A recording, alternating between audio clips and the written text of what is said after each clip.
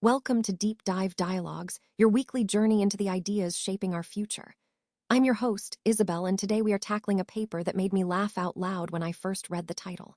It is called Alignment Has a Fantasia Problem. And no, it is not about the Disney movie.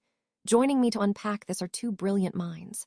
First, the calm and systematic storyteller of AI, JJ. JJ, nah. Hello, Isabel, hello, everyone. It is a fascinating title, I must admit.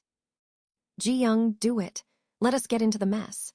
Isabel, channel everyone. So, Ji-young, you were the one who sent this to me. What is the core idea that got you excited? Ji-young, the core idea is that we are building AI to follow instructions perfectly, but we forget that humans are terrible at giving instructions. We do not know what we want until we see it. The paper calls these failures Fantasia interactions, after the scene in the movie where Mickey Mouse thinks he is a great wizard but loses control of the brooms. We ask for a bucket of water, and the AI gives us a flood. Isabel, right, so the classic example is a user typing, plan my trip to Paris. The AI gives a perfect 10-day itinerary, but the user actually wanted a quiet weekend to visit bookshops. The prompt was a placeholder, not a real goal. JJ, exactly.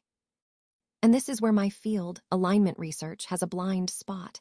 We usually assume the user is a rational oracle who knows exactly what they want. But decades of behavioral science show that goals are formed through action.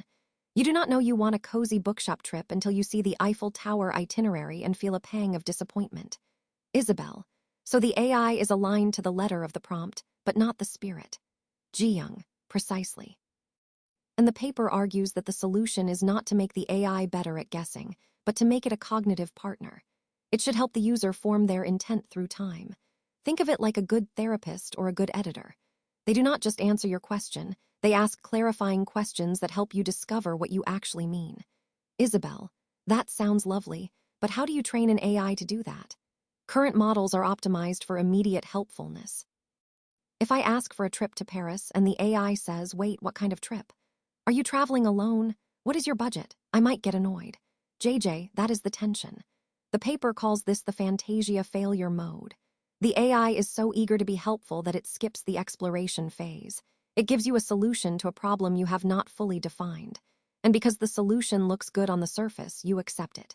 But later, you feel a sense of misalignment. The trip was perfect on paper, but it did not feel right. Isabel, so the AI is basically gaslighting us into thinking we are satisfied. Ji-young, in a way, yes. And this is especially dangerous in high-stakes domains like medicine or law. A doctor might ask an AI for a treatment plan, but the real need is to understand the trade-offs between two risky options. The AI gives a single answer, and the doctor stops thinking.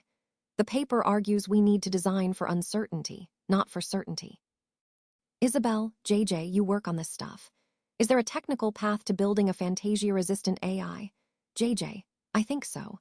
The paper proposes a research agenda that combines three things. First, machine learning models that can express uncertainty and ask for clarification. Second, interface design that makes the exploration of goals a first-class feature, not a bug. And third, behavioral science to understand how humans actually form intent. It is an interdisciplinary problem. Isabel, so instead of a chat box, we might have a collaborative canvas where the user and AI sketch out the problem together. Ji-young, exactly. The paper calls it cognitive support. The AI should help you navigate your own uncertainty. It should be okay to say, I do not know what I want yet. And the AI should say, great, let us figure it out together. Isabel, that is a beautiful vision. But it also sounds expensive and slow. In a world that rewards speed and efficiency, who will pay for this? JJ, that is the hard question. But the cost of Fantasia interactions is already high. Think of all the wasted time, the bad decisions, the frustration. The paper is a call to action for researchers to take this seriously.